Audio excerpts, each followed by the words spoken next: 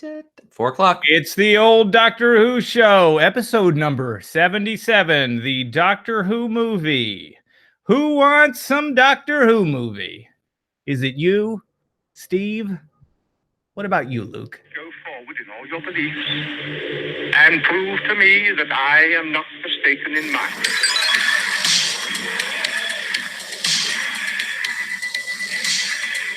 You couldn't control my mind before, and you certainly can't control it now. Would you like a job, Toby? The TARDIS has been working properly is capable of many amazing things. Reverse polarity of the neutron fluid, the TARDIS would be free of the force field. But the TARDIS is more than a machine. It's energy. It's like a person, you see. Resulting reaction. Are you ready?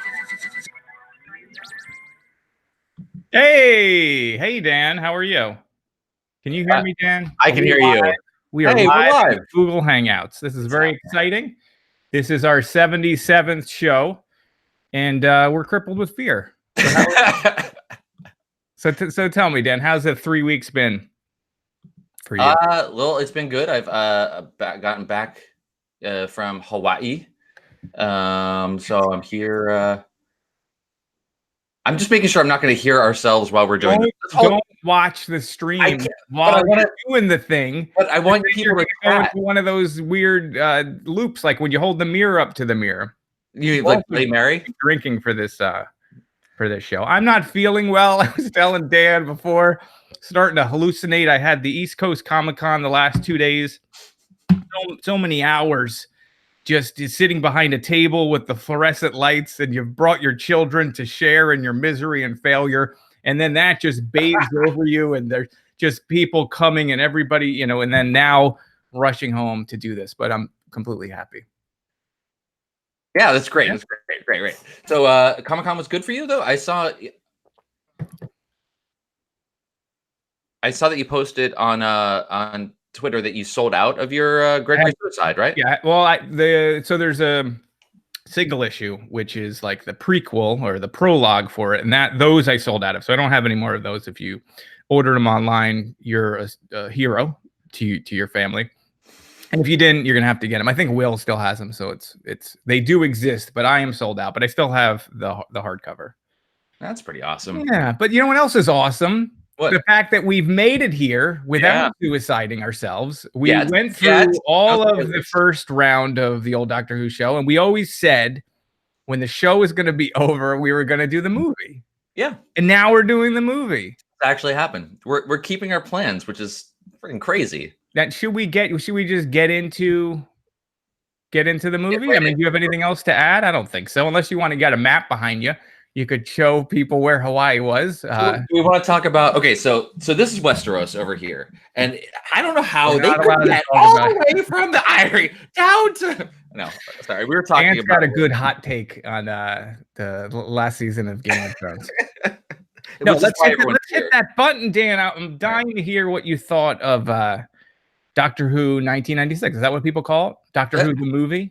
I think they just call it, Doctor. It was marketed as Doctor Who the movie, so that's what I'm going to call it. All right, let's Of course, we don't have. Normally, we go into a clip from here, but we don't get sued by the BBC and get a takedown. Yeah, that actually happened. Yeah, we were going to share a clip of the show, and we did a test. It'll be in the audio feed. You'll get that in the actual podcast version. But within minutes, there was an email, and it was like, "Take this down right away." Like, who knows? Hopefully, this broadcast goes out. I don't. The BBC has a copyright infringement notice against this video. You can't beat the algorithm. It was so freaking fast, and it was a private or is an unlisted video as well. Whatever. So we're not going to do that, but we are going to hit the button, and we're going to just hit the button and just take us there. If you're wondering, like, do we actually make those stupid sounds? Yeah, that's not done from. It doesn't sound like it's fancy soundboard. No one thinks that. That's just middle-aged men decided to do a podcast. One of them's drinking a mojito. Is that what you're doing? What am I doing? Mojito, or is that a margarita? What are you drinking? No, I'm drinking a foghorn. Oh, a foghorn is old Tom gin I would say it's supposed to be this much, but it's that much. Ginger beer and Okay. lime juice. And Sounds it is delicious. delightful. Okay, so this is the Doctor Who movie. This is from 1996. The Doctor is sent to Skaro because the Daleks are from Skaro, and they're also popular. So I'm not sure why Skaro's involved, but it's involved. There's some form of Dalek court that goes on, and the Master is allowed to have his remains taken back to Gallifrey, where they're going to be shot out of a t-shirt cannon for all the children. On the way, unfortunately, the Master breaks out and mucks up the TARDIS, and the Doctor ends up on Earth, where he is shot by a Chinese street gang. Now, along the way, he gets operated on, regenerates as Paul McGann, and falls in love. And also, Eric Roberts has sleep apnea, which is something that if you have a lot of men die from it, you should seriously consider a CPAP machine. Dan, I did not write down who wrote it or who directed it. So why don't you tell me what you thought of it, and I will look it up while you're doing that. Folks, we spent so much time trying to make sure that we could even stream this thing. Working with our legal department to make sure that we were in compliance. It was directed by Jeffrey Sachs. Oh, right. The Eastern Saxers. Yeah, it was written by Matty Jacobs. Matty Matts, they call him. Mighty Matt. Mustard and cream. What did I think of the movie, Eric? You might ask. Yeah, I want to know. My expectations were so low for this that they were blown away out of the water. I actually found this movie, with all of its flaws that I'm sure we're going to detail painstakingly, was thoroughly fun. I thought Paul McGann was a terrific Doctor, and I would like to have seen more of him. And I guess there's audio that we could, audio stories that we could listen to. But I thought he was great. I think it could have been a really interesting alternate future if they actually, or different timeline, if we actually had a Doctor Who series that came out of this instead. But overall, it was a lot of fun. I liked all the fan service that was in there, which I guess they kind of needed to do to kind of, since this was potentially going to be a restarting of the franchise. So dropping all those things in there was wonderful. I thought that McCoy was just going to be like maybe a moment or two in the movie. I didn't realize. You didn't think there was going to be 20 minutes of operating footage or him getting operated on for some reason? I was hoping that was going to be the case. I was not expecting him to get gunned down in the streets. Okay, all right. By a mysterious Chinese gang. Let me get your. All right, I know you're still talking, but I feel like I have to add. Did they not? Was there like a movie that they shot before this movie that they had to cut and just turn into that immediate exposition dump of like CGI planets? And the Doctor even sounds like they've got like 15 minutes left in the recording booth, and he's got to get up there. He's like, "Oh, no, Skaro," and you hear the Dalek. It's like, why is any of that in there? It's so confusing. Well, not confusing. I don't. That's the movie I almost want to see. It's like they're over explaining, like, what's that cord about? How did the Master convince them that they could execute him, and then they're going to let him get a ride home? And can we explain maybe how he can turn into a snake? I mean, okay, so there's a lot of that, and there's a lot of like weird things too, where they're, and maybe this is stuff that's in.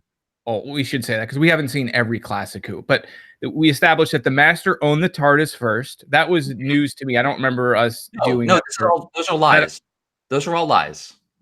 Well, it makes sense. I mean, the Doctor also being half human, that comes from the Master, so you could say he's lying. Well, but there's a lot of that sort of weird things going on. The snake thing. How does the Master even get out? How does the Master get in the TARDIS?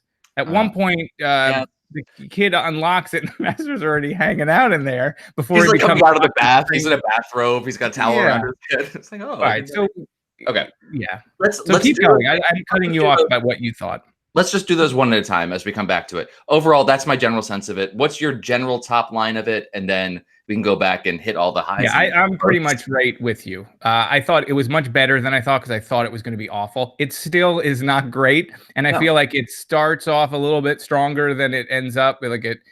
By the back half, it's just kind of ridiculous. I mean, turns into something else. She shoots the motorcycle to start it or something. She shoots a motorcycle and then they drive away with it. Meanwhile, they're surrounded by police. Yes. She shoots the radio with a gun Yes. that she stole from the police, and they're surrounded by, and none of the police react to, like, so I feel like towards the end, they're just letting things happen. They're like, it's fine. No, but it's all good. But it was better. Like I went in thinking it's going to be terrible, and it was not terrible. Right. So that's a good buy. Right. It's not terrible. There's a lot of cool things about it. I like some of the transitional shots too, where they go, there's one shot, I can't remember. I think it's in the beginning when you go to Scarrow, and then you see the master get burned or whatever. Like you see his body get turned into dust. But then they do a cross cut to a fish's eye, and then it gets cut on the table in San Francisco. And I thought that was cool. So there's a lot of like neat things. I thought the cast was all good. Like I kept seeing this woman's name too, and it's Daphne Ashbrook, and I'm like, I keep thinking it's Dana Ashbrook, who's the actor from Twin Peaks, and that's literally her brother, because I looked it up and I was like, what that name? And then so that's her. Her for fans of Twin Peaks, Bobby from Twin Peaks. That's the brother of the baby. Oh crap! Oh, that's pretty awesome. So there's a Dana and a Daphne. So I guess they're fans of the D. Boy, in that house. But I thought that was good. There's a lot of weird things. All right. So then you have what's his name? Yang. Yang is his. Do we want to start just from the beginning? What happens to his friends? He's hanging out with his friends, and then they shoot at the other car, and then all of a sudden the guys shoot and they hide behind the garbage cans before the doctor's brutally murdered, but you never see them again, and he doesn't look for them. Nope. He goes to the hospital and out in a waiting room for someone he doesn't know, because maybe he wants to get in the blue box. I guess. No. Okay. Yes, I agree. That makes no sense. He and his two friends, they're in a gang together. They shoot up a car. They're like, they run out of bullets. They're like, we run from the car. Yes. Right? Like the car's following him. Then they run from the car. Then they shoot at the car when it's only one guy. Right. Then they turn around and laugh and high five and do some kicks. And then out of the garbage. Shadow, No, out of the garbage. There are guys hiding behind cardboard boxes. Like pushing Grover down. Like it's like there's a whole bunch of Muppets. If those guys were Muppets, that would be like a Jim Henson sort of thing. How long were those guys sitting there in that alley behind the garbage? Because they minutes. Yeah, I don't know. They were just waiting all day. Like it's 3:00, Bob. Like how it's going to happen? They're going to show up. That was ridiculous. Yeah, and we don't ever find out what that's all about. Nah, I guess I would actually love to see a spinoff that is just the gang politics of San Francisco in 1999. That's the movie I signed on for. Yeah, I'm sure that like that's elaborated on. Oh, I want to say one other thing. There's a lot of people, thank you, that are talking in the chat. I am not paying attention to the chat at all. And it's not that we're ignoring you, but we're just sort of running. So I think at the end we'll go through and answer questions, because I'm sure people have feedback and questions and all that. Yeah, we can do like a live Q&A. I don't want to appear rude because I start going and I don't want to stop. Yeah. Weird amount of time on that surgery. Right? It felt like it just went on for a longer time than I thought it was going to go on. I don't think it was too much time, but I think it did interrupt the momentum. It was it ruined the momentum, but it wasn't necessarily in and of itself. Like nothing happened in there that didn't need to be there. Like he had to leave the thing in the probe. Yeah, that has to happen. He had to have the setup of the hospital, and he comes out with the was he like Pagliacci or whatever Madame Butterfly, like he picks up on, and then he goes back out, and then I feel like he kept coming out, and then there's the subplot that goes nowhere, which is the evil corporate out for money hospital boss that's taking people around to watch the theater when all this, but that really has no meaning to the whole thing. But there's so much going on. Why does this story take place just 3 years in the future? Like the movie's 1996 and it takes place in 1999. In the distant future. Right. Well, it's the year 2000. They play up on that like every 1,000 years. But even the doctor says like, oh, humans just see patterns in nonsense. Like it is insignificant, but I think so. Significant enough that they keep telling you it's New Year's Eve. Do you remember 1996, the late 90s? Everyone was waiting for Y2K. So I just think it was pegged on that because it was going to be 2000 and everyone was like, oh, I don't know. It had no meaning. But the far distant future of 3 years from now. Did you like this TARDIS? Okay, so yeah, I kind of love it. I like I do, I do. the music, like him listening to the 45 and sitting in the seat, and like it made me think like I want to do more stories if there are stories with like a companion getting lost in the TARDIS. Like I feel So like that would be such an interesting thing with all these different rooms, and I like the fact that it almost feels like a haunted house kind of well, thing. so you're saying this as though we haven't seen the TARDIS do things like this before. Like we know that even in the original series, we know that there's an Yeah, there's like infinite the room where rooms someone's and like, I remember. cloister rooms and all. I think the that exists. I think what was interesting about this is the control room itself was so huge and so ornate, and it had all the clocks and the furniture and everything. We don't typically see that in previously, for sure. No control room up to this point has ever done that, and any of the control rooms coming after this, with the exception of maybe the most recent Capaldi, kind of has a little bit more going on in the control room than others have. I really liked it. I thought it was really interesting to see, like, okay, let's just make this into this big open plan living room with a lot of furniture and the doctor sitting there reading a book.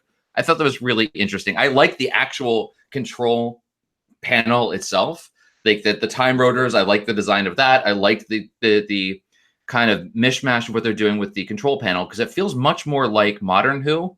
Maybe Modern Who is very much inspired by this movie in terms of what they're doing with the panel, as opposed to being very sleek and almost like nuclear reactor control room panel. It is more putting together bits and pieces from different eras together. The TV that slides down out of the top. We have all these toggles. Dr. Grace even makes a reference at one point that it looks like it's not very high tech, because it's just bits and pieces put together. So I like that. It's all the aesthetic I really enjoyed. And speaking of that, like screen, you got like more fan service. Like it says Rassilon error of Rassilon or something. There's lots of tying it to. So the TARDIS lands. Can we go back further though? Yeah, what the master's plan? He wants to get into the doctor's body because he wants them lives. Because for some reason he also forgets how to talk and becomes like this robotic.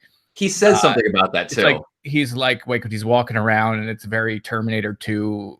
Very Terminator 2. Walking around and like, and he's just taking his nails off, and it's like, what happened there? Yes, I don't know what happened there. Okay, just to show that he's evil, and then he gets the weird voice at the end. But I know we're all over the place. But it's Eric Roberts, and he's got sleep apnea, and he's snoring. And then the master turns into a snake and goes in his body, and then he's cured. So the master does, and that's like better than a CPAP is to just get a snake thing. And then he goes to the window and he has that weird scene, and she's just wanting him in bed because she's like, you got a sense of humor and now you're not snoring like mama likes. And that whole thing that goes on. And then he turns and he kills her. Like there's like the tone. I think you talked about it before with the operation messing with the rhythm. The pacing, right? Yeah. The tone of this whole thing feels very weird. Yeah. Like sometimes when you have the guy from Mad TV, Sasso, I forget his first name. That's who he was? Yeah, who plays the hospital. And it's like very comedy, like. Ugh. And then other times it's not. And other times it's like a thriller. It almost like could play, like if there was nudity in it, it could have been like a Cinemax. If there was nudity. Yes. But it feels very much like this. If this would have been on like Sci-Fi instead of Fox, I think it would have happened. Right. But yeah, I don't know where we at. I think you're right. It was major network broadcast television. Fox was still pretty new at the time. Not new, but it was the youngest major broadcasting network in the US. They were taking chances on a bunch of stuff. I mean, at this time, I had to look this up because I wanted to know, based on like the visual effects and just what else was going on in the era. X-Files was still a top show. Buffy the Vampire Slayer was still going strong.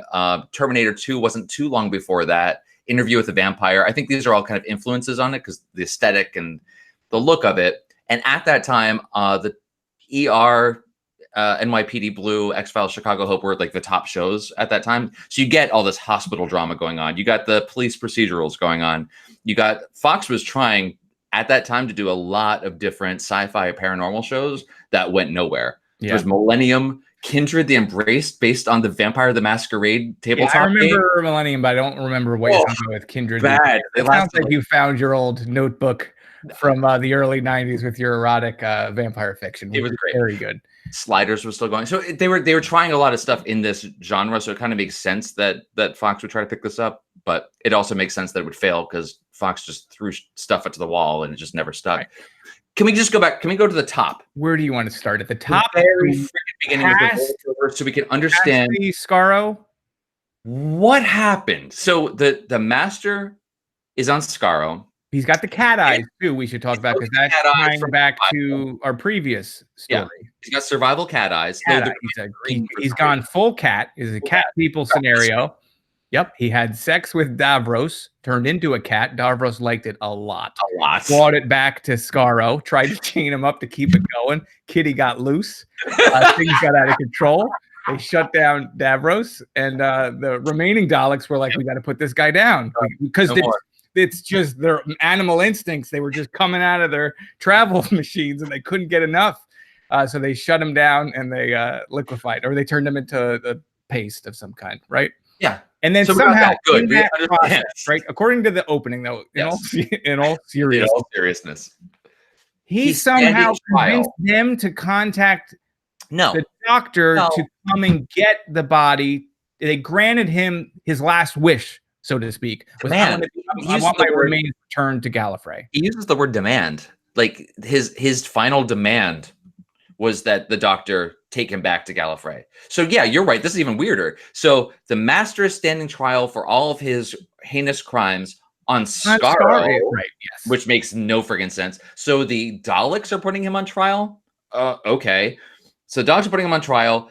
He demands that the doctor's going to take his remains back to Gallifrey. So that means that the Daleks have to allow the doctor to come to Scarrow to pick up those remains and not destroy them.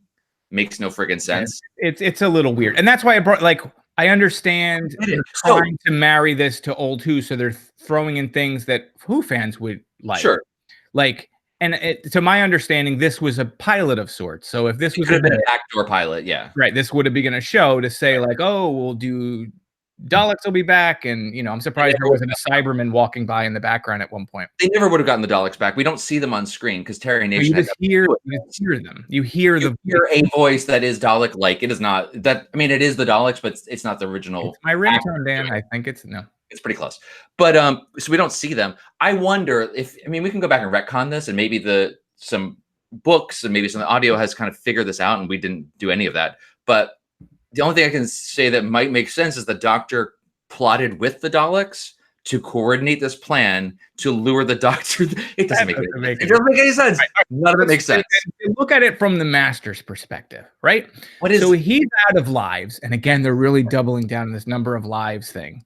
So no one, and I don't know where we are with that now with the War Doctor and all that crap, but so that's the whole thing. So he needs a Time Lord. So whether or not he specifically requested the doctor or not, so he needs that body. So that his plan is, okay, I know I can get turned into this liquid paste jelly, whatever, but I know I got snake powers, and whoever comes and picks me up on the way, I will come out of my thing and go into the body, right? Mm-hmm.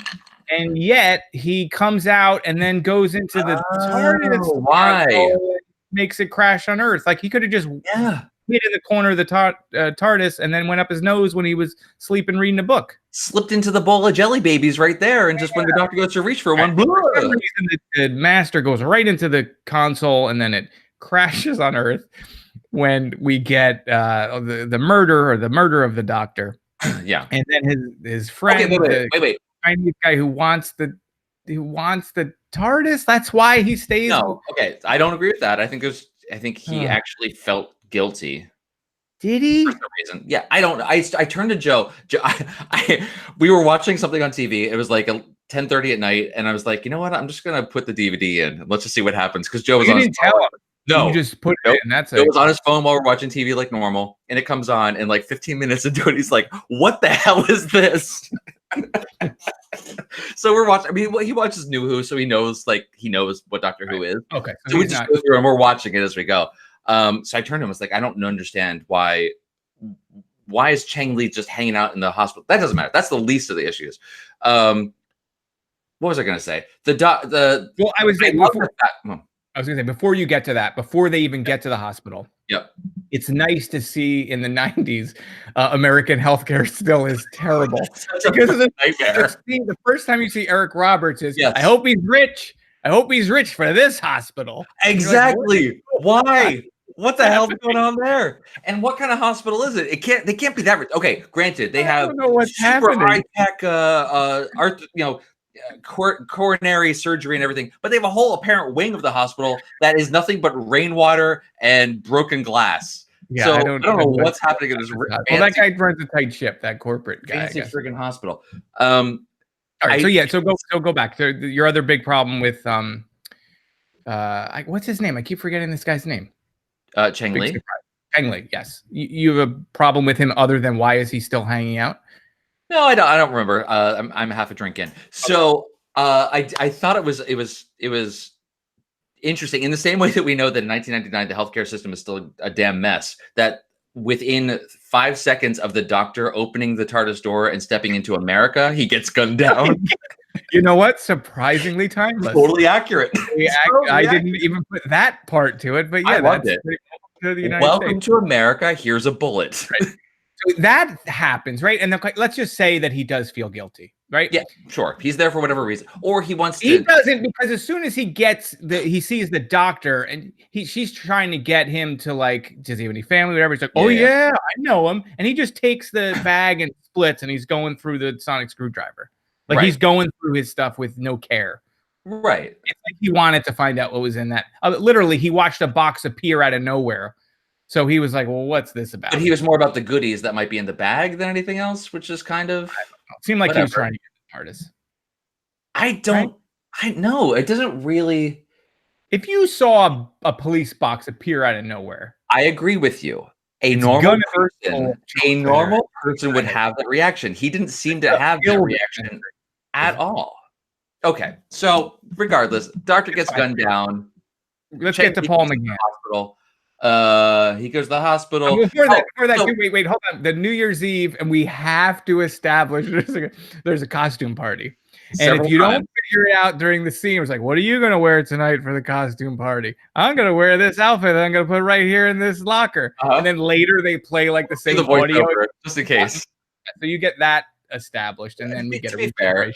It's for an American audience, so yeah, let's just repeat things, make sure no one misses anything. Yeah, that's fine. It was just funny that I noted the exact same. Honey, I'm turning it off. When the weird liquid snake man went to the fellow with sleep apnea, I was on board. But now I don't know where that jacket came from. Yeah, I don't know if that's gonna happen. All right, so the Paul McGann regeneration takes a while, but I think get there. Oh no, wait, let's not even get there. Okay, we forgot to introduce Daphne. Yeah, I love her introduction, like where she's in the dress in the ER. Well, before that, she's watching the opera with single tear with the jackass boyfriend. Yeah, he sucks. He's better than that guy. Can we just? It was clear like he was not going to last. No. But I like the image of her sort of running. I think it's after. Is it? When she's getting suited up, at one point she's in the full dress. Yes. And she's like either getting ready for the surgery or it's post-surgery. Yeah. And I liked the two images together, and it was a cool character. Okay. Although it's not developed, and I feel like once we get into the romance, that was terrible. Made no sense. I thought it was terrible. It was like there was no. For the previous half hour, she was treating him as though he was psychotic and didn't believe a thing he said, but now all of a sudden she's in love with him, and he's very handsy in a parking lot, and then he's in her car. Like, he's like, it's not a good start for the thing. And then later, when he confesses to her, he's like, "I am a spaceman," or whatever he says, and then she runs away, and he's holding her jacket. He just drops her jacket. Be a gentleman. Be a gentleman. Like, just put it over your shoulder. Seriously, jeez, Paul McGann. This guy. He's had a Gabriel Byrne quality to him too, Paul McGann. I felt like Gabriel Byrne may have been an interesting doctor back then. Apparently a lot of actors were looked at for this. One that I saw that I thought would be really interesting was Tim Curry. Oh, that would have been real interesting to see him, but it is what it is. So Oh, and I guess it What? doesn't matter. I was doing a little bit of reading, and like, how does the doctor? Sorry, I'm backing up even further.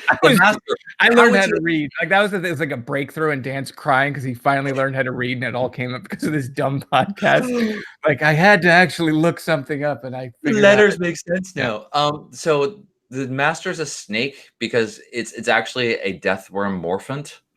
I don't know. Wait, Apparently, the term morphant was in the script, but never actually uttered in the show or in the final result of the movie. And then in later prose and audio, whatever, it is a deathworm morphant that might actually be a native to Skaro. So he kind of had this plan to go to Skaro to get this thing to extend his life. So it's a symbiotic creature that specifically does this thing. Anyway, I wish they had said something about like why he does this. Why I wish they had started on Skaro with him alive or something, and you could have seen him do anything and then get and cut out like 10 minutes of the surgery or some of the chase stuff at the end or any of the hospital stuff.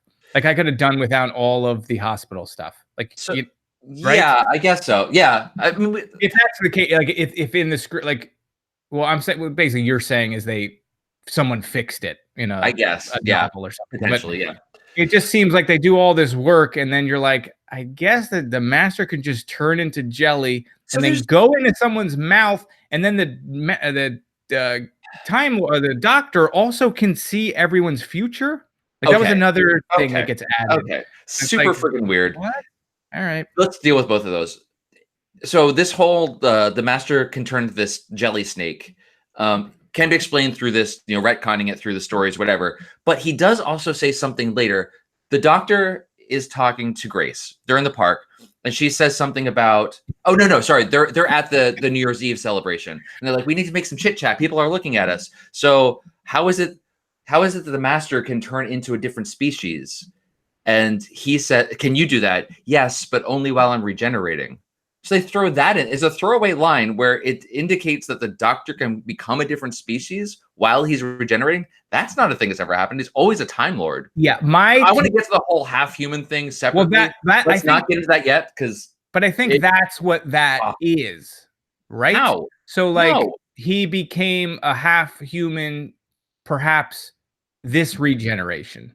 And that's why he's saying sometimes I have to do it during it. And maybe they wanted to have him half-human so that because it tested better. Like, I don't know why they're adding that. I understand like why they would write it that way for a future show, but how does it fit into anything we've ever seen to this point? Because they didn't completely divorce themselves and rewrite the entire history of Doctor Who. No, and they're tying all these weird connections. So it's like, why in this version is Deep Voice Roberts a thing? I like it though. Yeah. It's nice. In previous versions of the story before the one that they actually shot, they wrote an entire show Bible that was divorced from everything that came before. They were going to start over and just nothing else existed, and this is the new canon. I'm so glad they never did that. If they had, we never would be doing this in the same way that we haven't done the other movies that exist that we should actually get to at some point. So let's talk. I want to talk more about this whole master thing, though. Okay. So the master can turn into a snake. You're saying this is technology from Skaro, perhaps, or whatever. Let's just say that is because it makes some sense.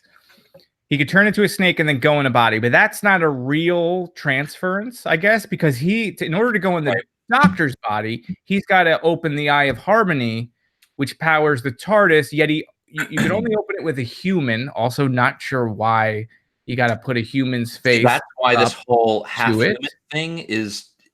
It can't be a master. It can't be the master being tricked, which is one thing that I read, that the doctor was tricking the master into thinking he was half human, or that it was the master lying about it, which you seem to maybe indicate that you thought maybe it wasn't true.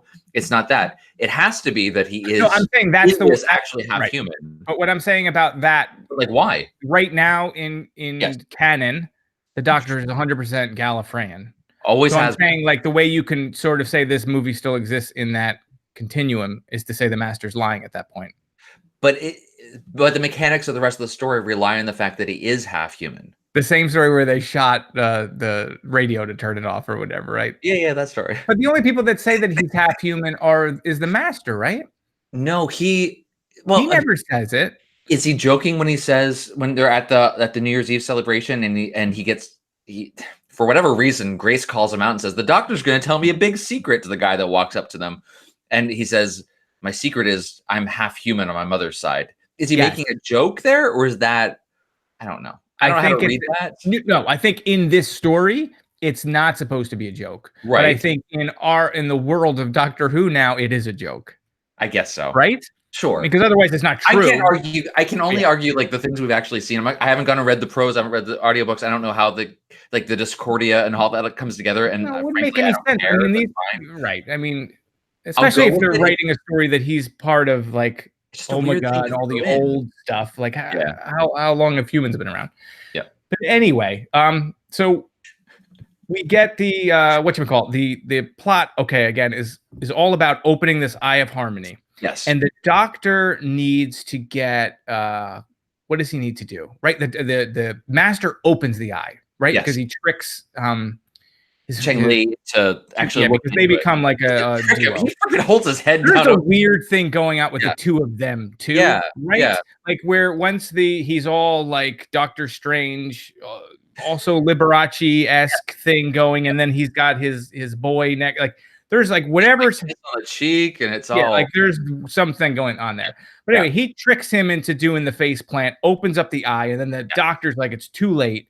Reality is going to be destroyed. Right. This whole world and universe or whatever is shutting down. And so in order to stop it, right, he's got to build a super clock. Or he needs some kind of clock to recalibrate. This is my understanding. I've watched it twice. I still don't quite understand how it ties in, but it needs the really specific calibrated clock to fix. It's like an atomic clock, right? That you need. It has to be super accurate so it can recalibrate, for whatever term, the TARDIS. So without that, can go back in time before this event happened. Even though this seems like a pretty significant event that you're not really supposed to change timelines and all. Yeah. All right, so that's what they're going to do, and they're going to do it at New Year's.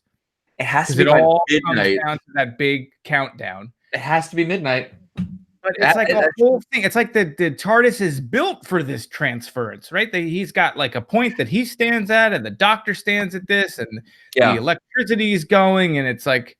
He's got that medieval device just ready to go with the irons tied into his head. What is all of that? I mean, is this a thing that they've done before? Yeah, that's sexy playtime stuff, but they're reusing it for this. Yeah, it is. And then you get Deep Voice Roberts at that point. Then he starts becoming whatever. I don't know. It's good. It gets stupid. Like I feel like the back half or the back third gets hokey. And then there's a lot of lines like, I finally meet a right guy, but he's from another planet. Like there's a lot of these like hacky kind of lines in it. Half written. Yeah. It's really half written. I think her performance was fine. She had some moments that I completely question. So we have Cheng Li has a nice, it's bigger on the inside than the outside moment that we've all become accustomed to. It was pretty cool. He goes in, he does the thing that's bigger on the inside, comes out, walks around, does the traditional stuff.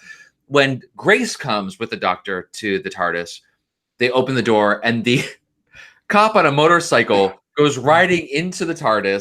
Sound effect. It comes flying back out again. Grace's reaction is, "Oh, he," and then they go walking in. There's not like it's so underwritten and so. I blame the director for just not helping her with the character. There's just no character there. I think maybe fine, but it was only serviceable. It could have been so much better. People in the chat, maybe they have better insight into the making of this. Like this could have been like you had a pretty good script because it seems like the people making this, or at least the main guy behind it, was a fan of the show. Like there's clearly someone who loves Doctor Who that was involved in this. And maybe all of these things that we're talking about, like these sort of lines and like the goofiness, is coming from studio notes. Like who knows what the original version was like, and then someone was like, I don't really. Maybe if he was half human, he should be half human. Like there was like that by committee stuff, a lot of by. And then all of a sudden they're trying to go back and fit that in. So who knows? It does feel like that. Yeah. So that's I think, did we cover everything? And then the master. There's so much to cover, though. Is there more? The master then gets what happens to the master? He gets killed? He gets killed. He gets sucked into the Eye of Harmony. Sucked into the Eye of Harmony. So he's now in the TARDIS. Well, the Eye of Harmony itself is a suspended star that's collapsing. So it's the power, it's the potential energy of the collapsing star. The power of us. It's the power of love, is what it is. So it's collapsing. So that's the potential energy is what powers the TARDIS. So he got basically sucked into a black hole, or sucked into the moment a black hole is being created. The TARDIS belching is a little, the indigestion moment was a little kind of silly. I mean, I guess we kind of there is so much that happens that it feels like we're skipping a whole lot of stuff. I don't know if we are though. It's only an hour and a half. And it's interesting too to watch this because that's one of the things that is nice about the BBC is when they do shows, there's no commercials. I mean, I guess the adverts or whatever, if they have them are before and after between. So to see this, that was clearly a TV movie, like you can see the fade down and where the commercial is going to be in the fade up. But I don't feel like much really happens. I mean, there's the doctor becomes the fish out of water, and then he meets the woman, and she doesn't like trust him right away, but then he wins her over, and then they're kissing, and then they're on motorcycles. Someone's always on a freaking motorcycle racing somewhere. That's the moment the whole thing went off the rails, was from the motorcycle forward. That last back part of the story just kind of it didn't make. And then the master becomes and the Chang Li is also a character I don't know what to do with. Yes. Like he starts off where he's maybe a good guy, maybe a bad guy because he's shooting at people. He's involved in crime, but he's got the heart of gold probably. Sure. Yes. But they never really see his heart of gold until kind of the end. And then he's sort of like a companion at the end. He got duped by the master because the master was using his greed as a tool to help. So he was the master's tool. So anyone could have kind of gotten sucked in by that. He's fine, but he eventually becomes like the companion at the end, and that would be sort of an interesting deal, like however that would have played if it did become a show. But that's pretty much it. And then it's a confrontation at the end. He tries to do the face, and then the countdown, and she's got to do it, right? He's sort of tells her what to do, and she's got to start the TARDIS. Can I pause? Go back in time, right? Can I pause? Does he tell her what to do? Doesn't he? I can't remember. Yes, I mean in the story, yes, but he says like, "You remember what I told you?" Yeah, he says. First of all, he says, "Are you good at setting alarm clocks?" To which she replies, "No." Okay. So it was like an AM/PM situation. You know how to set alarm clocks, and then telling it to reroute the power. That's all he tells her to do. Yeah, from that, reverse the polarity of the neutron flow. They could have just snuck that line right in there. Really nice. She knows from those few moments, and when the doctor was under there before, and she gets possessed, which is a great moment, by the way. Let's come back to that. When she gets possessed and she knocks him out, he's underneath the control panel. So from those context clues, she knows to go running to the back to the control panel, go underneath, pull out random wires, and then just try to connect them until something works. I had the best experience. I don't know what you just said. So angry. So I have no idea what you just said. So I accidentally opened our live feed. I was like, oh, see how many people are actually watching. And then as soon as I unminimized it, it started playing. And then I couldn't figure out how to turn it off. So I was just hearing you talk over you, and it was just putting me in this very strange trance. Do you need to lay down? It was like, I'm going to just start meditating. If you want to go lay down, that's cool. No, I think I understood what you were saying. Everything's fine. All I'm saying is, how does she know what to do there? That makes no sense. She hot wires it, and then and then it goes back in time to before. I guess. How did it resolve itself? I mean, we see the date roll back before he opens the Eye of Harmony. Yeah, so they go back to like the 30th. Okay, we're going to go through an Avengers timeline scenario. It's a linear time. Spoilers. I haven't seen it yet. Well, I don't think I'd spoiled it on that one. Yeah, it was fine.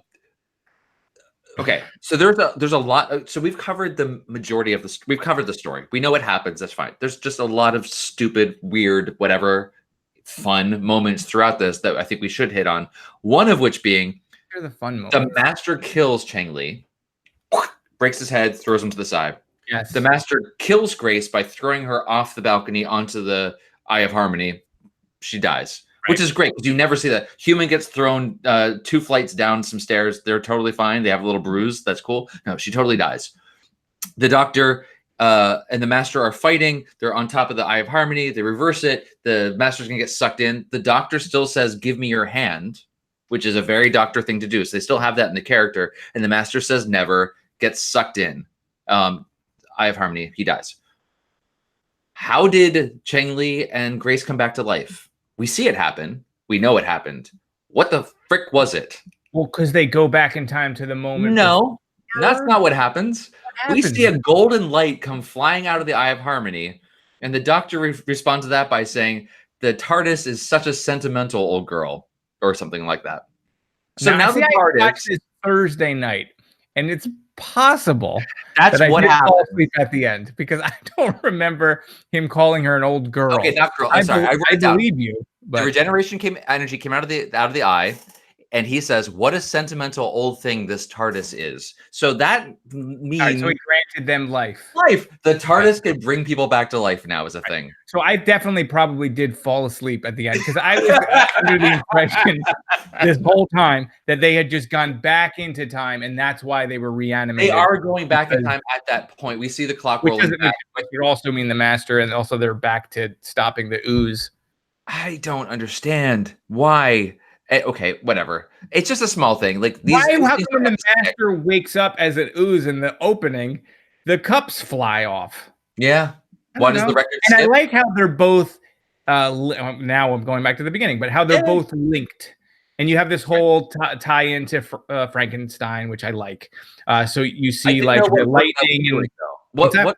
What work was showing the Frankenstein movie? Like what was that other than it's alive? Like what was the Yeah, it was reanimating a dead body as a new body. It was just a show to show life okay. is coming to what he thinks is dead. Oh, okay. I'm was sorry. like Yes, that's Frankenstein. actually really obvious. The whole like conquering death I don't thing. think it was anything more than that. But Okay. the fact that you see Just that. the Doctor scream and it's cut with the Master scream, and they're really like tying the two of them, like linking them. And it's the very master kind of also, almost like, turning into him, and we talked about a lot of movies from that era too, and I also feel like there's an element of like the Highlander too in there with the movie that takes place in New York, but with which immortals battling. you said the Highlander 2, but you actually meant the Highlander. The original Highlander. The Highlander 3. Highlander TOO. The Highlander 3, the only one that I could actually have said mattered. the Highlander also. The Highlander 2, very disappointing. Not anywhere near as good as. Which is the one I believe with it's Highlander 2: The Quickening. I believe is Yeah, that the was- actual title. Yeah, but it's not a good movie. First movie I like. First movie, it's a classic. Yeah. So are we done? Can we be done? No, we're not done. We can't be done. So we have so much. Well, that leaves people because normally we would cut this stuff out, but Dan will just keep me on the thing. I will keep you going for the rest of our lives. Yep. We didn't properly say goodbye to Sylvester McCoy, although we did in our gun our down, review of Survival. down, and then operated on while conscious. Like it was not a good way to go for him. But how did you think? Since you didn't, I think you didn't know as well as I didn't know how much he was going to be in this, even though he has most of his times on a gurney. What did you think of having his performance in this? How did seeing I just him popped in. I popped into the chat later, telling us that we need to take a drink break. I just so I think the people want us to. Yeah, I was. Someone had wondered like what cup this was. This I'm drinking tequila out of that. That's what I drink out of. I have finished my drink. That was that much. All right, okay. you can talk. I'll pour myself another drink since you're going there. Well, Keep I'm going. gonna talk to these guys. Just vamp. It's called vamping. Oh my god! Can you get me a drink too? Sure. Great. I got nothing. Maybe you know what? Let me. While Eric is gone right now, what do you guys think about the canon of this? So there's and I know whatever this stuff can kind of get retconned and fixed as it goes. But I mean, there's things like the half human thing is pretty huge. So I guess we've just discounted that entirely. I'm asking in the chat, what do they think about how this fits into canon? I know it's not like a huge thing, but it kind of matters. This has not been discounted. He is the Eighth Doctor. There's a real incarnation, and it counts since we're going from 9 and forward in the New Who. So, like, what do you do with these things, like the fact that he's half human in this, or that the Master can hypnotize people with his eyes out of nowhere? So Hair of the Hound says, grateful that there were references in continuity. I love the fan service. You have the Fourth Doctor scarf and the jelly babies, which was we didn't talk about that. A lot of jelly babies, and I did like this scarf. Would you eat a jelly baby handed to you from the sweaty hand of a stranger? No. Nope. But anyone in this universe will. Did this creep you out at all? The Doctor in the beginning smells the Jelly Baby before he eats it, and there's just something about that. Like, imagine, like, he just takes a big deep whiff. Where's this been? It's a pungent odor. Have you ever had a Jelly Baby? I have not.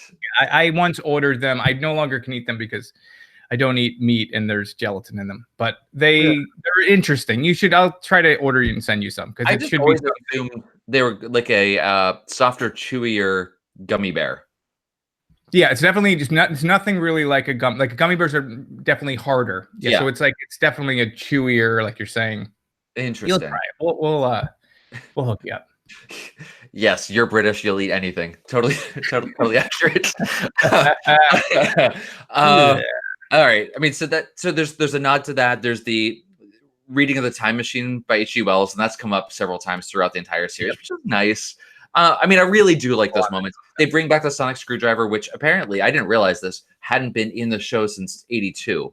And he says something too, like, I wish I had my sonic screwdriver at one point, I think, when they're getting the reality stone.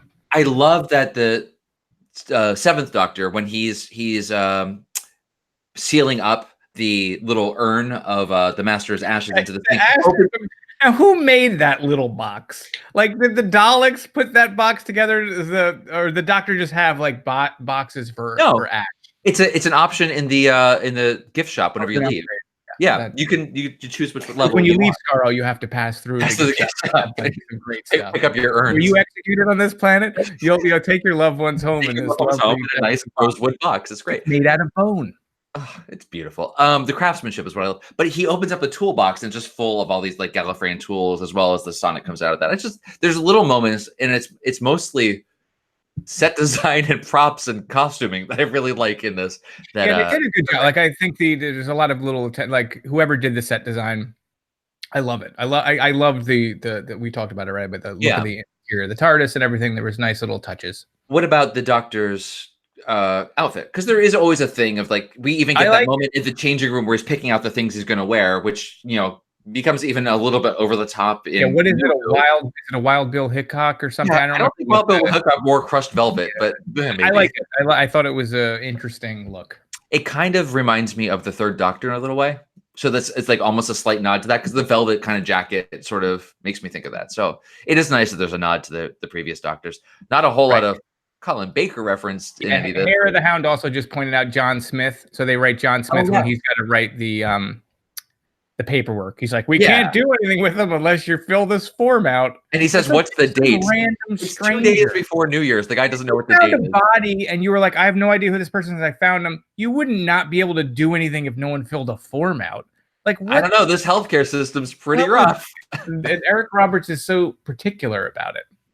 he's I want a whole movie about Eric Roberts before he becomes the Master, because he obviously snores. He has no sense of humor. Like, everyone at work's kind of bugged out by him anyway. I think he has his wife on the edge. Yeah, he's got a weird bedside manner. Like, he's in the back of a ambulance with a dying person. He's making jokes about, like, I hope this guy's got enough money in his pockets. Like, what's going on with Roberts? Well, I also want to know, like, all the supporting characters, there's just weird stuff going on. There's that nurse that we see a couple of times. One time she says, we need a cardiologist. Who's the one on call? And I think, is it Eric Roberts that even says it? It's someone that says, no, it's another doctor. It's another doctor. And it says this Amazing Grace that's coming, and everyone smirks by that. Weird, they're like, what is that supposed to mean?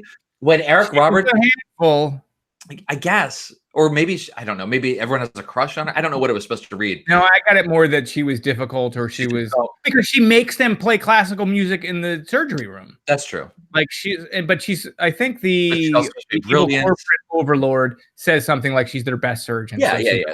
Like some clout. They can't lose her. So there's that. There's when Eric Roberts goes full low rent Terminator 2 and comes to the hospital, jacket and sunglasses or whatever, and his hair slicked back, therefore he's a bad guy. He's the Master. He comes up to that nurse and says he has orders to move the body. He does the thing with the fingernail. I forgot about that. Takes the fingernail, throws it over the glass. Why? Throws it over the glass, and the nurse does not react at all. Like, she does a little weird look but down. She's not like, are you okay? What the hell was that? She's just more like, oh, Bruce, he's just weird. Maybe he's done that before. Oh, You know? maybe it's just a normal If thing. he didn't do that, she'd be like, something's wrong with Bruce. He Where's left his his fingernail? fingernail. But he says something. She says, Why did his fingernail fall off? well, the body Because is the body is decomposing. dying from Yes. the master inside. Okay. Yeah. Well, thank The you. body's decomposing.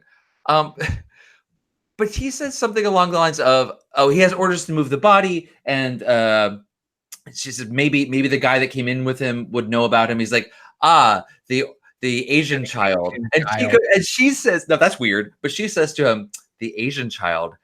Which is you're bad. It's like Oh, she does. it's like somehow that's dirty in some way. They're doing a thing. Like at any minute, I was expecting the scene at the end, him to be throwing firecrackers. Like it was like the end of the Fortnite scene. Joe's favorite thing ever. And he's just freebasing. That's actually an interesting take that they should have had. You should just recut that scene with oh my god, the Jesse's Asian girl child, thing. Bruce, you're sick. That's what she says. He says thank you. What does that freaking mean? That means nothing. But I love it. That's kind of a see, there's so many things in this that just are kind of bonkers. I had that note, the Asian child thing.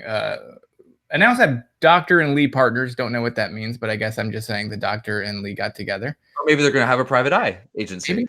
Maybe.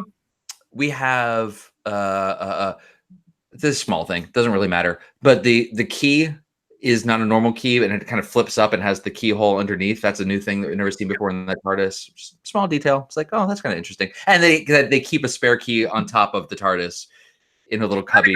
If you're up against the Master, who may want to get in, although he's got no problem getting in. So maybe that's how he got in. He knew the key was there. He unlocked it and put it back, and put his hand out the door, and then put it on the top, and then locked it. No, once the door opened. No, locked. He grabbed it, unlocked it, put it back, went into the TARDIS. Yeah, but the other guy has to unlock it to get in. Yeah. So how did it get? It came back in and turned the deadbolt. There's an inside lock. Of course, there's a deadbolt. It's a TARDIS. Jesus, Eric. Why would there be? God, I don't know what. Okay, the Master can spit snot like a cobra. Yeah, that's a new thing. Is that maybe the symbiote thing that can happen? But he spits it on Grace, and she gets it on her hand, and it burns like crazy. It burns like hellfire. That's not a But then he spits it over 5 armed guards. It's not a good. It's a spitting cobra thing that's going on with his interiors. Yeah, so they're all killed by it, but I thought maybe that was the way that Grace was able to get possessed because of that. So I like that. Yeah, I forgot about her whole possession. I liked it. I thought it was actually kind of cool. She looked amazing. Like that look was really cool. The fact that she got to play something other than that Doctor character was good for her. She got to do something a little bit different. No, you look skeptical. No, fine. It all felt a little corny though. I mean, I feel like that whole like last third. Right. All right. That's fine. It's fine. I don't mind the spitting Grace's, Zool, Ghostbusters, Dana Zool. It was very Ghostbusters. One of the things that I knew about this coming into it was there was a lot of reaction from fans about the Doctor having romantic interests because that was not a thing that the Doctor really had to this point. And where were these reactions happen? Oh, I guess the internet is sort of. I mean, there were message boards. There's a news group. There was the Doctor Who magazine. There are places for this, but so this was happening at that point. Yeah. What did you think of that? I don't care. I have no problem with the Doctor having romance. I mean, I think with Rose that was totally great. Okay, but put yourself in the place of someone who has been waiting for 6 years, 7 years. I have no problem with that. I thought it was completely unearned. Yes. And so you do have a problem with it. I don't have a problem with the Doctor having a relationship. I had a problem with the execution of the relationship. Okay. Like it felt like all of a sudden they were together and kissing, and it was so rushed. And he's like literally a crazy person who assaults her in a garage, and then they're kissing within the next time they meet, right there at the park, and before you know it, they're kissing. So I did not like it. What do you think? I also didn't have a problem with it, but like you, I'm also coming to it mostly from New Who, and I loved. Everyone's going to hate this. Whoever's watching this and listening later, they're going to hate this. I love the romance between the Doctor and Rose.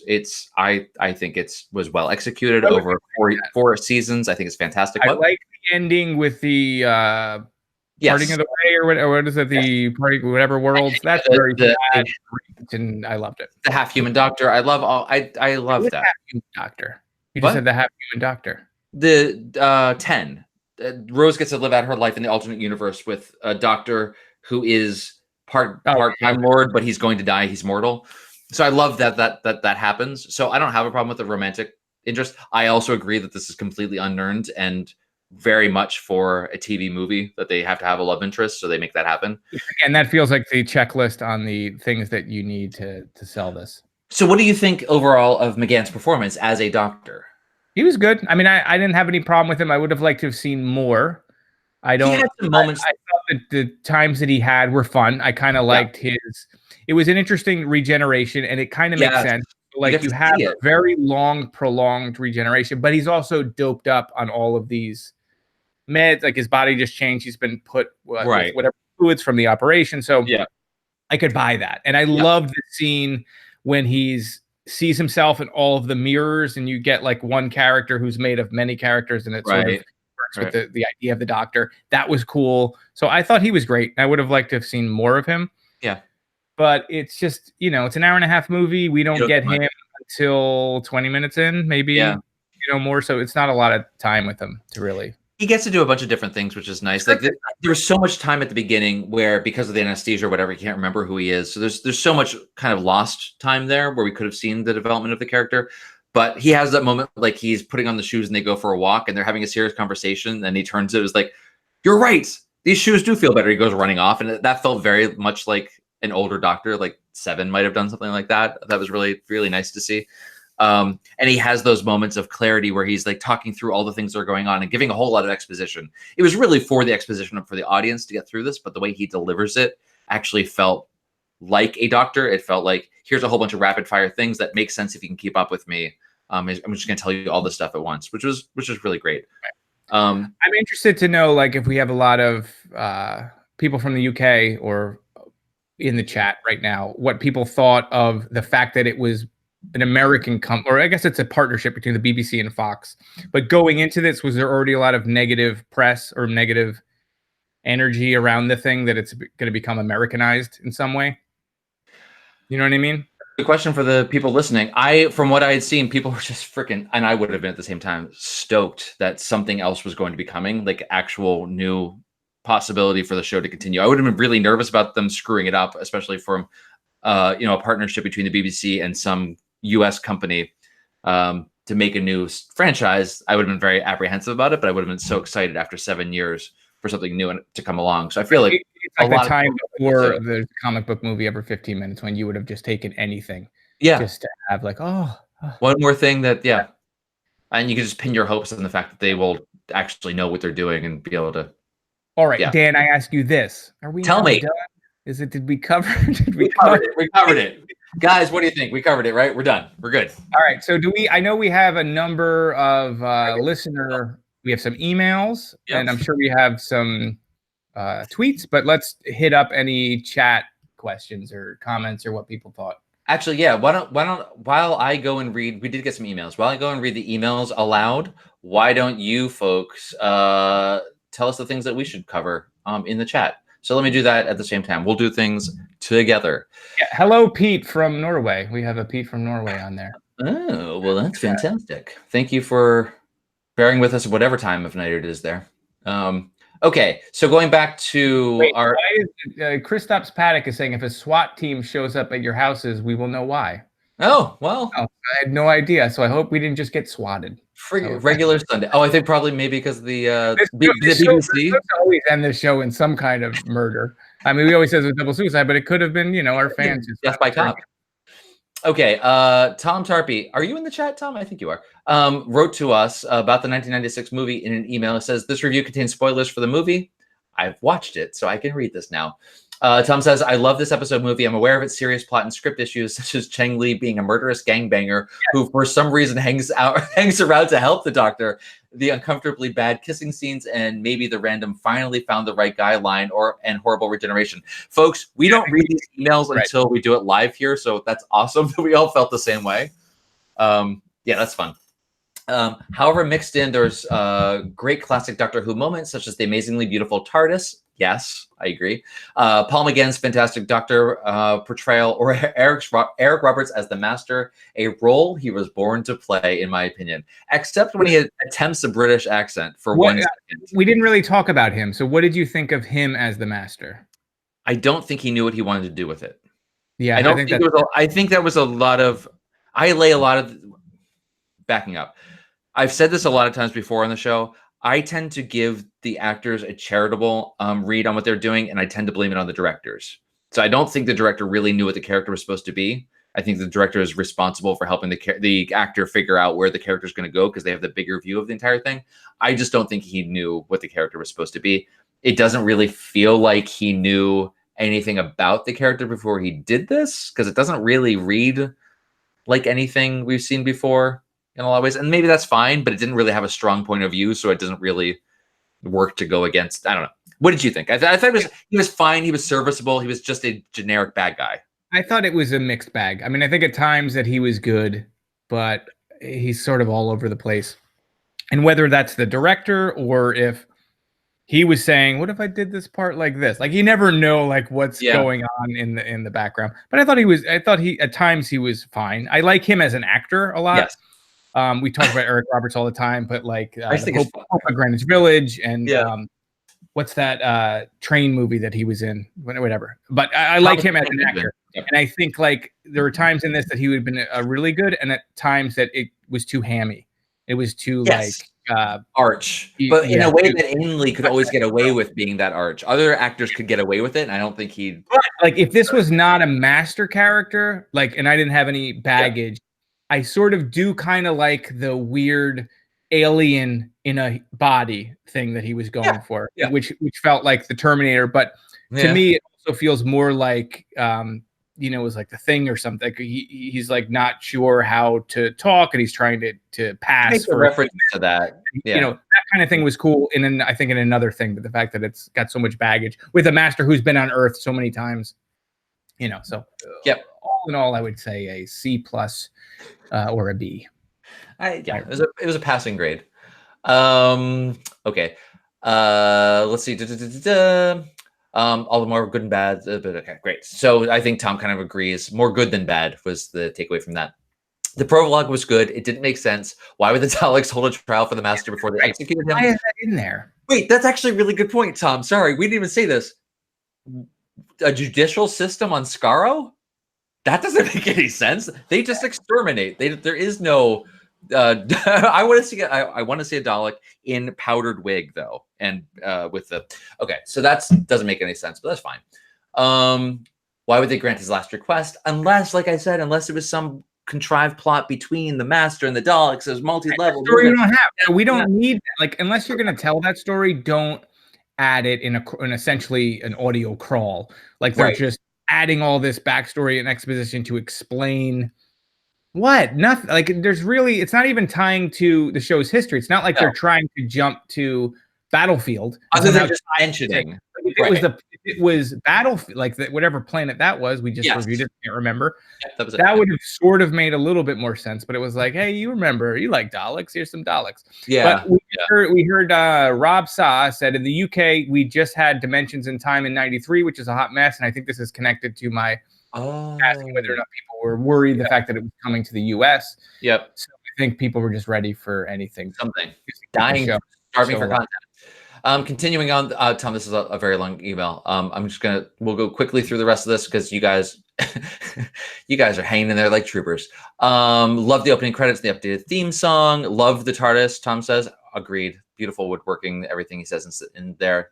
It looked great. The tools in the Doctor's tool bag look like the same ones used in Earthshock. I will take your word for that. Forget why the Master is a water worm. Why is it just a worm at the beginning and a kick-ass cobra type creature at the end before it takes over Eric Roberts? Great question, among many great questions. If you're going to take over Eric Roberts, you have to be a kick-ass cobra. I think that's you do it. You can't just pull up as a worm. Just really kind of go for it. Reiterating that Cheng Li is a gun-toting murderous gangbanger. Why would he stay and help the Doctor? Who knows? Brian is an asshole. Brian. Which one's Brian? Brian. Is that that's her boyfriend, right? Oh, Brian is an asshole. I he's- agree. Brian's an asshole. I thought this was a personal thing, but you're right. She's about to go into surgery, and he's like, "Why'd you leave the opera? Oh, Come on." He moved all his stuff out. Like, there's so many of those. he gets real He even whiny. took the couch in one night. He took the couch. Yeah, everything. Brian doesn't have a friend to help him move, and he's too No, he cheap to paid for order. movers. That guy paid for movers. He's not He doing doesn't that. have friends. That's like, you get the call from Brian. It's like, "Hey, do you think you can come over Saturday? I'll have pizza and beers, and you can help me move my couch out."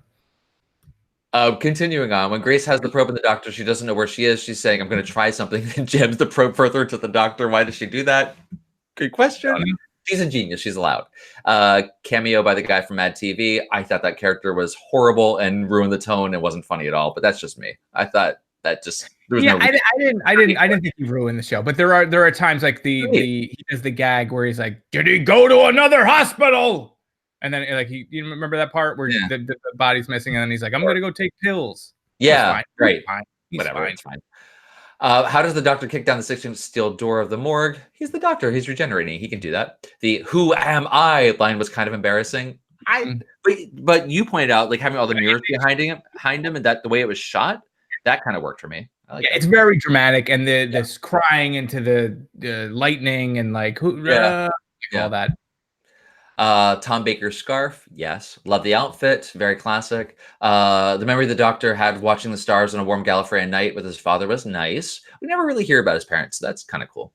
Not sure how I feel about the Time Lords knowing everything about a person's past, present, and future. So yes, what was that? We touched on that, but like, why?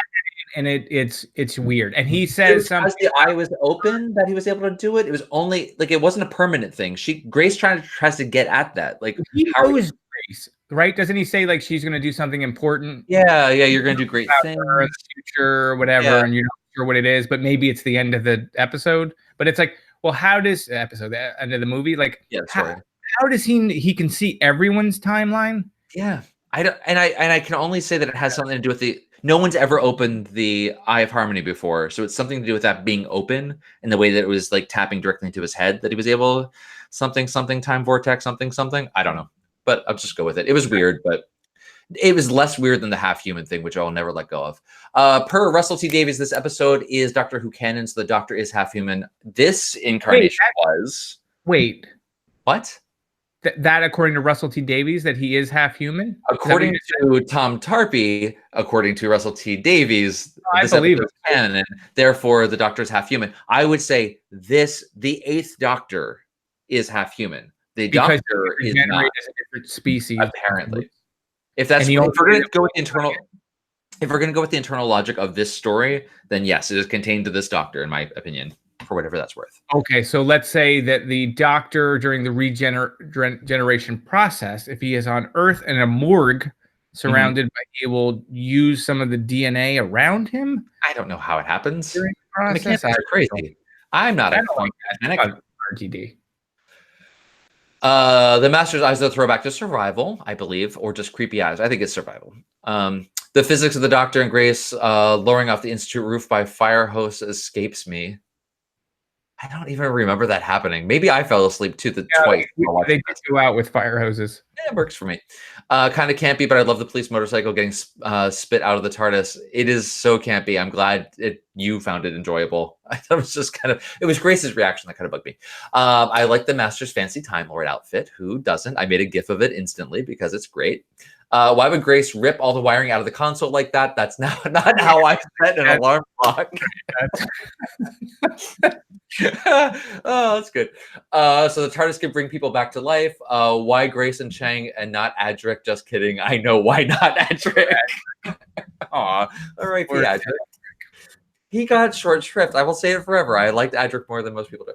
I really enjoyed the little scene where McGann is setting coordinates and hits the console. Nice. Christmas time in San Francisco, humidity can really play hell with the hair. That explains the big 90s hair. And then you have some proposals for. We need to get suggestions for the next round through. Eric has put I put together a huge list. Huge list. We're going to be doing this until there is no internet. So I don't know if we're going to do the whole thing. So how do we want to get that? Are we going to figure that out, or are we just going to do? It'll be on the show page. Maybe we'll do a little mini episode just to let you know it's up there. But what are we doing next? You figure that out while I read the next email. All right. Cool. This is from Paul Paranoid. Again, oh, okay. Wait, hold on. Before you read Paul's email. Yes. If you can hear me in the chat, just throw out the number one story you think we absolutely have to do that we didn't do. Chronologically, because we want to go back to the very beginning. Okay. No, just whatever they like, and then I'll make sure those, because I think there's only like 10 or 12 people in the chat. We'll make sure 100% to reward the people that are doing this live that we do those. Oh, okay. I see.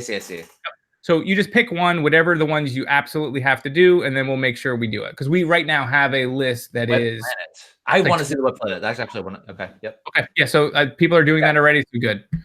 So if you put one out, we're going to definitely do it. All right. Go on. You can read his email now. Okay. Cool. Gonna do this quickly. I'm sorry, guys. This is a lot, and this is going forever. First thing Eric said to me is, "We need to do this quick." Your bitch, please. I like the bitch, please, in the right behind you there. Yeah. Bitch, please. The TV movie is significant not just in itself, because despite its flaws, eventually guides the franchise home after surviving at sea as the 7th Doctor Virgin novel range releases in the indomitable Doctor Who magazine for 7 years. I agree. So this is great. So it is kind of return. And like I said, I feel like a lot of modern Who owes its aesthetic and some of its choices to the movie. It feels like a lot of that it felt like a natural evolution to me. Although a little cloying in places and transparently influenced by 90s tropes, ER, very good, X-Files, Terminator movies. See, I pick up on obvious things. It's not all bad. It's just a shame there wasn't a stronger story or a monster. However, a lot of what makes up the vibe of modern Who is actually here in the TV movie. Agreed, like I just said. The script is the problem. It's not incompetently written. It just doesn't have a reason to exist. I think that the producers got so caught up in rebirthing Who for the modern audience, they forgot the nature of the show.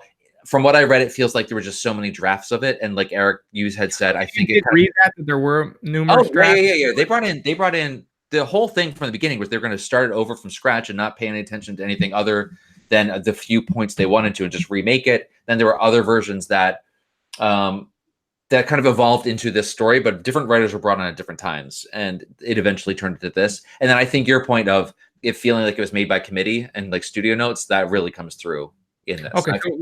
So it wasn't just one person though wrote a good script and they ruined it. You're saying it's gone from multiple things that were thrown away. How many writers are credited? It's only one writer credited, right? Those other scripts. What I'm saying is the concept evolved over time. So they didn't keep rewriting the same script. They did iterations that did not build on each other. It's like, try this, no, throw that away. Fox did this, or this is just something the BBC among all the producers of BBC on one side and Fox on the other. Interesting. From what I read, this is what the internet says, and I have to believe it because it's written down. Paul McGann is the most vital casting since the 70s, both useful and wise at once, a new kind of doctor, and yet referencing the predecessors effortlessly. I agree. Eric Roberts is a lot of stick, but I think he does a pretty good job. Maybe shtick? Yes, gets a lot of stick. Meaning people don't like him, maybe? I don't know. I thought he did a great job. No, I understand what you say individually, but then when you put them all together, I have no idea what you said. Cool. Evil, brooding, quite effectively funny, and I thought Grace was beguiling and adorable. The TARDIS is gorgeous, both inside and out. Everyone's in agreement on that one.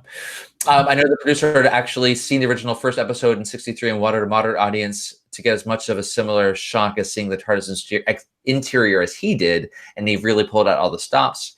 It's not to everyone's taste. It eschews the beloved round rules and is dangerously close to looking like the sort of environment the TARDIS would land in. But as a concept, he likes it. Beautifully revised, luxurious interior. I agree. I love it. The greatest legacy of the TV movie is the shot in the arm it gave the 8th Doctor novels and Big Finish audios. That's cool. I would actually listen to those. Like the show, there was always a variation in quality, but the very best of both now reached new heights, most notably the line-defining Alien Bodies novel by Lawrence Miles. Okay. Thank you, Paul, for that as well. Eric, what's going on in the chat? Oh, good question. We're getting a bunch of good suggestions. We have all these on our list, but it's good to see the ones we're definitely going to do. So we've got the Damons, the Gunfighters. Doctor Who tries to do a musical. So is that true? So it's actually Come a musical. on. We have to do that. That's insane. That can't be true. All I right, would just love confirm that came from Rob Saw, that when you say they try to do a musical, is they're actually singing, or you're just saying it's in a musical style without actually? Are they actually singing? No. I Is it hope like a Buffy episode where they just break into song? no, that would be That'd be great. So we also have Edge of Destruction, kinda. We're definitely doing kinda. Kinda. Web Planet. So we're getting some good suggestions there. Thank you, guys. Continuing on with the emails from Brendan Jones. Thank you, Brendan. I know you said earlier that you wouldn't be able There to is listen. singing. That's There is amazing. singing. Biggest thing I've ever heard. What? That's nuts. That was already on our list, but that is Now definitely it's gotta happen. top. Okay. Brendan Jones says to us, I cannot stress how exciting this was back in 96. The first image I ever saw on the internet was of the new Time rotor. That's awesome for a first image on the internet. I think, Eric, yours was Tug Girl. Wasn't that the first? Sorry. I was typing. I have no idea you're talking about. Doesn't matter. Skip all that. One of the first spoilers was the Doctor will be bitten by a snake, which is in fact the Master forcing him to regenerate. Oh, I'm glad that didn't happen. I watched the movie twice in a row on the night of the broadcast. That's awesome. Of course, what's to come later is better. Of course, we now know the launch and relaunch of the show, but the passion evident in making this movie goes a long way to making up for its somewhat messy conclusion. And the legacy of it, given the four leads, is in fandom is wonderful. Geez, words are not working today. Eric Roberts steps out of Delgado's shadow to deliver an enjoyable, camp, and sinister performance. Yi Jing So sells the quiet desperation of his life and the realization that he's chosen the wrong side. Paul and Daphne are so lovely together, which with such chemistry that moment at the end of the film has never felt wrong to me. Yeah, I mean, I don't know if I'm the chemistry is okay, but it was still unearned. I mean, a romantic chemistry. Given more time, they would be good companions, and I feel like you could lead to it. There was so much that had to happen in such a short period of time that if it was an extra half hour where she could go from that thinking he's a psycho that needs to be committed to being a love interest, just a little more time, that would have been okay. But it takes place over the course of 3 hours. It happens. So. There are a couple of things that at least help it along the way, which is the fact that they keep saying like, it's a double negative or whatever they're saying, because they keep seeing that literally 2 hearts on this thing, and she double exposure, accepts that it is real. Yes. So she's already in a weird place where she's ready to believe the next step. That maybe there's an alien or whatever. Yep. So it's not a huge leap, but it's just a little bit too much. I can buy that. And let's see, Brendan finishes with, it's fun. It got the BBC interested in making the show again, and one day I hope we get a proper HD rescan and master. 6 out of 10, it's flawed, but it tries so damn hard. And that's Brendan Jones from the podcast Flight Through Entirety. You guys are pretty awesome. I was listening to your stuff earlier today. You're great. So thank you so much for that feedback as well. And obviously the rights thing probably doesn't work. But technically, I guess Disney owns this movie now. Because you talked about having a different rescan. So which Disney is super interesting. Fox, but at least the rights to distribute this movie, I wonder if they also have that. Check this out. Originally, when they were going to bring it, they were looking for partners in the U.S. to bring this back. Disney was one of the studios that was interested in this. And Steven Spielberg was brought on to help, I guess, as a producer, executive producer, to make this happen. It was going to be a Disney property. The deal, though, would have meant that Disney bought everything. The BBC would have owned nothing. And from what I understand, Disney would have owned the entirety of Doctor Who, which was never going to happen. And then they were also going to put it under their Touchstone television division instead of Disney. And Spielberg was like, no, it needs to be Disney. Otherwise, it's not worth it. So, but now it's actually come full circle and it actually could be owned. Yeah, I don't know if Disney. That. And again, I don't know how any of the rights, like the BBC could have rights to home video or Blu-ray or whatever, but I know there is a Blu-ray of this movie that people have complained about, or maybe it's not a good transfer, or it's just a DVD version or whatever, but maybe you'll get a DVD because I read the same thing. It wasn't a better transfer. So, and last email from Uncle Beard on Doctor Who Avengers crossover, I think. And it's funny because you have Nebula from Doctor Who, who's in Avengers, and they don't do any kind of like Doctor Who joke. So On Amy it. Pond, what you're saying is Amy Pond goes into the future and becomes the Yeah, I daughter don't want to spoil the movie, but in Endgame, there's a lot of references to time Doctor travel Who. things, but they never mentioned Doctor Who. That's interesting. I haven't They seen it. talk So about this, I don't want to spoil. Well, it's not really spoil. They talk about like Back to the Future, and they do references to time travel. Huh. Anyway, go on. One of the biggest time travel shows ever. With But someone from the show. That's Weird. literally the thing. She couldn't have ad-libbed that. Okay. Doctor Who movie thoughts from Uncle Beard on the Twitters. In an email says, "Hi guys, my teenage self really liked the TV movie so much so that I made my then girlfriend watch it. My commitment to Who has lasted longer than my commitment to women, and I watched Rose with a boyfriend." I guess that. What was the last line you said? Oh, that was delightful. What'd you say? I missed the last thing you said. Oh, he said, "My commitment to Who has lasted longer than my commitment to women, and I watched Rose with a boyfriend." Okay. That's pretty awesome. Uncle Beard. That's delightful. Okay. I couldn't believe how great it was to see Sylvester McCoy in a big budget Who episode. And I'm still gutted he only got the 8 minutes he did. I thought it was a great 8 minutes. It was great to on the see journey. him in a big budget thing with those camera angles, and his hair was wild. Wide hair in the mid-90s. It was one thing to tack on to your Steven Spielberg talk. Simon Fox on the chat just said at the end of the 30th anniversary BBC documentary, the head of the BBC was interviewed and he declined to comment on Steven Spielberg. So who knows? Maybe it was not not Wikipedia stuff. So who knows what's true? There is no objective truth anymore, as we all know. Okay, so the TARDIS looked awesome, and echoes of the metal pylons can still be seen today. Oh yeah, that's right. That was kind of cool. Hair of the Hound just said Doctor Who made me gay.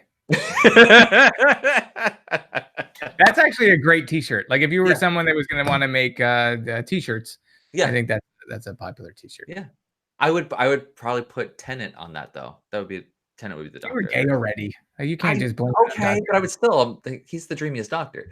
Okay, fight. Goes the metal pylons can still be seen today, so it's quite. It's Colin Baker. Like who's gonna? No one's taking up that side. Poor Colin. Hartnell forever. And it was really well lit. Okay, great. Yes, the lighting actually inside was moody and very, very interesting. The story wasn't very good though. And having read about the possible directions this series could have taken, I'm glad this incarnation ended there and we got Rose 9 years later. Yeah, God, I think that's 100% true. Like, thank God in a way that this didn't work. Yeah, I mean, terrible.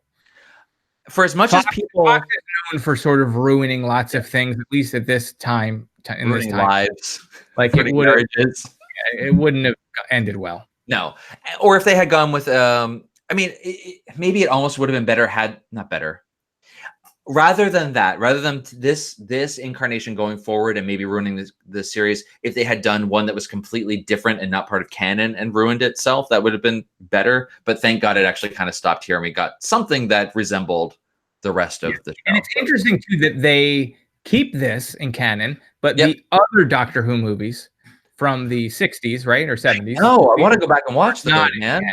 So we haven't seen those. Maybe they're so off. But why are they hated? But this is. Are they hated, or they just? I just don't ever hated enough not to be considered part of the. Yeah, they're just never talked about though. In my experience, I just don't see them anywhere, and they look gorgeous. Sophie in that wrote Hartnell forever. So I think we have some Hartnell fans. There we go. Hair of the Hound says David Tennant is not the dreamiest Doctor. Okay, see, we got a little conversation going. I'd like to know who the dreamiest Doctor is then, in your opinion. Recommends that we watch those movies, and I would really like to. I would like to watch them as well. So maybe we'll. I don't know if we'll do them live. This takes a lot out of us, I think, to do these live broadcasts. But I think a regular interview is good. I would like to watch another one of those. Okay. So what we got on the Twitter? Best looking Doctor. Maybe objectively, but that character, man. That was not my favorite incarnation of the Doctor. I think for me, Tennant is one of my favorite personifications of the Doctor. I liked what he was doing with the character as well as his physicality, his appearance. I think he worked all around for me. I just think that version, Davison's version of the Doctor, just left me so cold until towards the end when they started making him make better choices as a character. Just didn't like him. Eric, which one's the dreamiest Doctor in your opinion? I'm Romana 1. I'd say Ramona. She's not a doctor, so I guess I have to. No, but she is the dreamiest Time Lord. You're right. She's the dreamiest Time. People are all raving about these 60s movies, and I really want to do them. You want to do them already, and it sounds like people like them, and the Peter Cushing, and I love the posters. And someone was saying that they wanted, Simon Fox is saying they wanted the 60s movie posters in Day of the Doctor, but couldn't afford to use them. So again, this is a rights thing probably with. Oh, man. That would be so much fun. Even if we just broke up, because we're going back through and starting from the beginning again. We're going to take these stories that we missed the first time around and hit those. If we just break them up every once in a while with the Cushing movies. You know, I want to open up a question to the chat. Do it. As well. We've gotten recommendations a couple of ways. So we can either do some of these round 2 ones in order, which is what we're comfortable with. Yeah. Someone, and forgive me because if you're in the chat and I don't remember who suggested this, said like alternating doctors, which kind of would be interesting, I think, in just that, okay, now we're doing Cardinal, now we're doing a Troughton story, now we're doing a Pertwee story, now we're doing a Baker story, although I think we did pretty much all What would be interesting to me is if we did that and we knew how these stories tied together. Like if we could do a Hartnell story and then after that, a Troughton story that kind of those two stories informed each other or talked to each other, but we're never going to do that. No, we're never going to do that. It's never going to happen. It would be like a Hartnell story, then a Troughton story, and the next time we get to the Hartnell story, it'll be a story after the first Hartnell story we did. That feels. Okay, Snyder Fox says mix it up for me, Dr. Salad. So we have one vote towards mixing it up. For me. And if I get a say in this, the real story is we're just going to do whatever we're comfortable with. I'm interested to hear what people think because I'm honestly torn because I always prefer to do it in order because I'm sort of built that way where I want to know what happens and then build to a moment. That's right. I also worry about doing like a year of black and white part stories and not going insane, so that's where I'm at. Oh, you're right. I can't do that again. We can't do that again. All right, well, it's something to think about. We are interested to see what your opinion is. Dan, maybe he's made up his mind to do them in order. No, everyone's going with the mix them up. And when you say a year solid of black and white 10-parters, I kind of want to die. Yeah. So I can't imagine doing that. Okay. Well, let's think on that. Keep debating for us, folks. Yep. On the Twitter, we got Daniel Smith says to us, I should warn you as well, the TV movie is an underwhelming tale of the Doctor's seductive side, shaking my head. He is an alien taking on the form of a human who kisses humans. There's probably some off-screen bestiality too. Well, all right. All right, well. We get there, but sure. Thank goodness it happened. There's probably some bestiality going on. Yeah. It's hinted at strongly. But literally, when I think of the Doctor Who movie, all I picture in my head is McGann smacking lips with Daphne in front of a cityscape. It just does not fit with the Doctor's character and is not a nice thought. Aside from that, I think Eric Roberts portrays the Master very well. Sorry, I'm ranting, but I think any of the previous 7 Doctors smacking lips with humans, it's weird. What makes it worse is that the Doctor has a granddaughter, which means there must have been a grandmother. Yeah, well, you know what? That's a great point because there is a granddaughter that we never talk about again. And that is also in canon. And maybe they did resolve it in some way. But where did she come from? What does she mean? The Doctor was married before. Yeah. So I mean, if we go back and watch. Maybe the human part is, I don't know. Yep. So we don't know anything about those things. Thank you, everyone, for jumping on board with us on the Twitter as well as we were leading up to this. So many of you really participated and I enjoyed the heck out of that. So thank you for that. Big shout out to Hera the Hound for pointing our show out to a whole bunch of other Whovians, people from other podcasts and people who like Doctor Who. So thank you for those retweets and getting more people interested. That means a lot to us. And thank you for everyone chatting and watching us live. This is insane. We're good to wrap it up. Oh, Cosmic Hobo 2, not to be confused with Cosmic Hobo because I'm not a fan. Cosmic Hobo 1, Cosmic Hobo 2 is good people. I think you need to pick a couple of stories of each Doctor and at least see how they play with format, setting, character, and stuff. I will tell you, we are definitely going to concentrate more on Hartnell, Troughton, and Pertwee because those are where we're lightest. If you look back, eventually we decided that we were going to do more than what was available. I think it was on Netflix at the time and all that crap. Right. But once we get to like Baker, between Baker and the end, we're pretty much covering most of the stories, but we're very light on the early ones. Yeah. So we certainly will pick a couple from each Doctor and a heavier amount from the earlier ones. Hair of the Hound says that we should do them in order, but on edibles. That'd be interesting. Hey, we're in New Jersey and it's about to become legal here, so who knows? Can we scroll back through? I'm saving the chat because I do want to read this later, you guys. So thank you so much for participating in all this. It's really awesome. Did you see anything to comment on that from previous chats? I want to make sure we catch up. I think you guys were Hair of the Hound. Sorry, I'm also scrolling. Yep. Byronic romantic vibe. Absolutely. There's a lot of Lord Byron thing going on here with that. That's sure. Perfect. Yep. Poetry for all you people with your Byron jelly tattoos. You are. Thank you guys for chatting with each other. Like Eric and I both said, or I said this earlier, we can't multitask. I can barely unitask, so we couldn't really pay attention to the chat as you're going. So I'm glad you guys were able to keep each other interested as we went along. But so Eric, what are we doing for the next story in 3 weeks? Well, that's the thing. We don't know. So the next thing that we have, well, actually, we were going to do this. Yeah. Because I don't see us missing this. And it's a 7-episode thing, so God bless us. But I feel like we have to do the Daleks. So that's episode 1, season 1, episode 2. So that's the episode that followed An Unearthly Child. Does that sound good to you guys? So it's the first Dalek story. We kind of have to, right? Do you guys think we should? I think we should. I think we have to. And it's on the BritBox platform, right? Yeah. Some of the Dalek things aren't. So that one's there. We got a deal and everything is good. Do that. Yeah, we're gonna do that first. We're good. Yeah, all right, so we'll do that. We'll do the Daleks. So it's a 7-parter. So 7-parter. Jesus Christ. I'm gonna start watching it now. With more dread than the idea. There's a 10-parter. Like one of the things on our list was which one's 10 parts? War Games. Guys, remember, we love Doctor Who. We wouldn't be doing this if we didn't. But the thought of a 10-part black and white episode makes me want to cry. But you guys are all the best. Our Hartnell run right now until we edit it was the Daleks, Edge of Destruction, Planet of Giants, Dalek Invasion of Earth, Rescue, Romans, Web Planet, The Chase, The Time Meddler, Gunfighters, and War. Oh my God. Yeah, the Daleks is essential. I think so. Let's just right now. The only definite thing is we are doing the Daleks next, and we're gonna do the Gunfighters because if there are people singing, I have to know what that's like.